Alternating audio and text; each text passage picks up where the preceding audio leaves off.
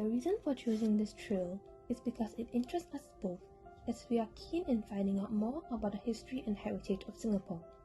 The National Museum also has captivating interior designs which elegantly portrays the nostalgic former Supreme Court and City Hall buildings to become the largest and newest inclusion to the Singapore's art museum landscape. Fervent in arts and learning more about different cultures, we chose to visit the National Gallery Singapore. We find inner peace through art, and it really creates a sense of tranquility looking at the various artifacts. The museum consists of a wide variety of intricate artifacts made by each artist and the message behind each artwork.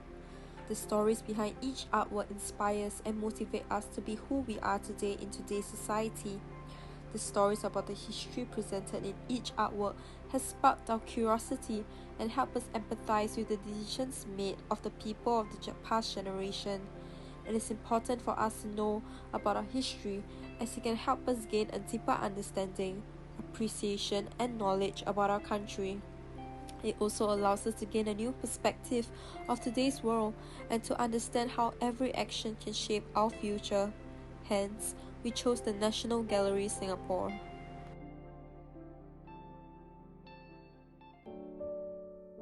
The National Gallery Singapore formerly resides in the downtown core district of Singapore. The newly renovated City Hall and former Supreme Court buildings are Singapore's largest visual arts venue and museum. It consists of over 8,000 artworks, and the gallery is home to the world's largest collection of Southeast Asian art. While visiting the National Gallery Singapore, it astonished us with its breathtaking designs and architecture of the building. This building was built between 1926 and 1929. City Hall and the former Supreme Court buildings were imposing symbols of British colonial architecture. In the year 1935, plans for a new Supreme Court were approved, and Frank Dorrington Ward's design for the building was unveiled to the public. Many years later, at the National Day Rally speech in 2005, Prime Minister Lee Hsien Loong announced that City Hall and former Supreme Court buildings would be converted into the new National Gallery Singapore. Then, in 2015, National Gallery Singapore has welcomed more than 170,000 visitors. The National Gallery Singapore has the largest collection of Singaporean and Southeast Asian arts, with a collection of over 9,000 items. The museum now has collaborated with various international museums to showcase their work to foster and inspire a creative and inclusive society. Such countries involved are Korea, Japan, and Europe. This has made Singapore a keynote in the global visual arts scene. In the next segment, we interviewed someone who's familiar of the place, which is the National Gallery Singapore. But before interviewing them, we crafted out questions, and these are the 5 questions we have crafted out before interviewing them. In an interview with my friend, I have noted that she has been to the National Gallery Singapore with her CCA on a CCA trip. She said that she was really impressed and inspired by the artworks there, as the artworks clearly show that the artist has spent lots of time and effort into making them, and that you can really see the hard work and sweat behind each piece and how they really enjoy expressing themselves in this art form. She also stated that the artifacts teaches her that art can be creative, as some artists use uncommon materials to build their work. For example, there is one artwork that uses mirror and remains of a book to create an endless image, which is not something you see commonly. She also stated that from looking at the various artifacts, she realized that some artifacts are colorful and attracts attention to them, while some may look dull in colors, but the amount of details in them are as delicate as the previous colorful ones. From noticing this, she realized that art is just like life. Regardless of appearance, our insights are still the same. One thing she found memorable is how many different types of artwork are gathered together instead of just one type of art, such as traditional painting. This makes her feel that the place is less competitive by avoiding the same type of artworks and bringing a better experience for the visitors. In the interview I conducted, my friend had visited the National Museum Singapore. While visiting the National Gallery, it feels like she has entered a place which has a sense of serenity. The artifacts' various artworks calms her and brings her so much inner peace while looking at them. It impacted her in a way that while looking at the various artifacts and artwork, there are so many backstories and meaning behind their work, and it was indeed very eye-opening and it really changed her perspective. Not only that, it really teaches her how to appreciate. Looking at the various artifacts, it inspires her to be patient. Being an art student, she could really resonate with the countless nights of finishing the artwork, and the patience in drawing or making the artifact does not come easy. And one thing she finds memorable after visiting the place will be the history and the architecture of the building.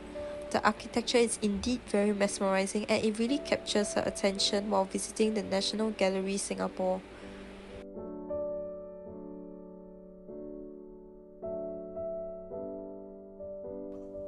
The artwork that caught my eye was Lim Tze-Peng's Singapore River, which was painted with Chinese ink and colors on paper in the year 1979.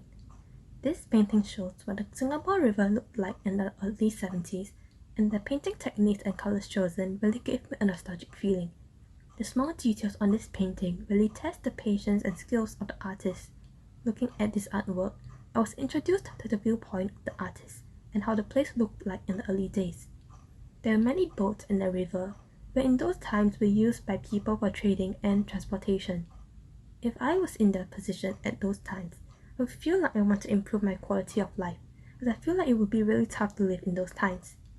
It also shows how the housing and shop houses were short, unlike today's high-rise buildings. Next, there were not as many cars on the road, as cars were a form of luxury in those times. This art piece has allowed me to deeper understand and better visualize what the 70s was like. It really shows how life was different then and how life was tough at that time. This work has made me admire those who pulled through from the difficult times, and it made me admire and appreciate what I have and be thankful that I was born into a generation where technology are common and where life isn't as tough. Hence, I chose the artwork Singapore River by Lim Tze-Peng. The art that caught my eye was Life by the River by Liu Kang. The painting resembles the unfurling story of a Chinese hand scroll, where carefully positioned subjects let the eye of the viewer across the work. The arcing boardwalk and Seniors River unite various figures in the painting, lending it a coherence that attests to the artist's compositional skills. Looking at the artwork, I had a perspective of how Singapore was like back in the 80s. The houses on slits, with a timber frame and a tat roof and walls, really describe how the houses were like back then. This art piece also allows me to better understand and visualize the past. It also shows the kampong spirit and how everyone was like a big family. The living space, way of life, entertainment were shared regardless of race, language, or religion. It really shows how people from all walks of life could really come together in one location. It also displays how their living conditions were like through this picture. They had to make use of what they had to survive. Things like farming, fishing, and crafting. They had to do everything from scratch, in scorching hot weather. Looking at the picture also gives me a sense of tranquility. The connection with nature the individual has, and living life, valuing joy and being in the moment really depicts in the picture. It really made me admire those who had put through the past. I was born in a generation where there is technology and good facilities. Indeed, I myself have not experienced the hardship of those in the past. It really encourages and inspires me to appreciate the simple little things in life I have in right now. Hence, I chose this art piece, Life by the River by Liu Kang. Here are some questions for you to think about. Will you be able to live life of those in the 70s? Would you try out different ways to improve your quality of life? And lastly, think about how Singapore has improved over the years. My wonder question for you today is, what is one thing you can learn from those who live life in the 80s? And what is one thing you appreciate or value right now? And do you feel that Singapore has grown expeditiously over the years? Do think about it.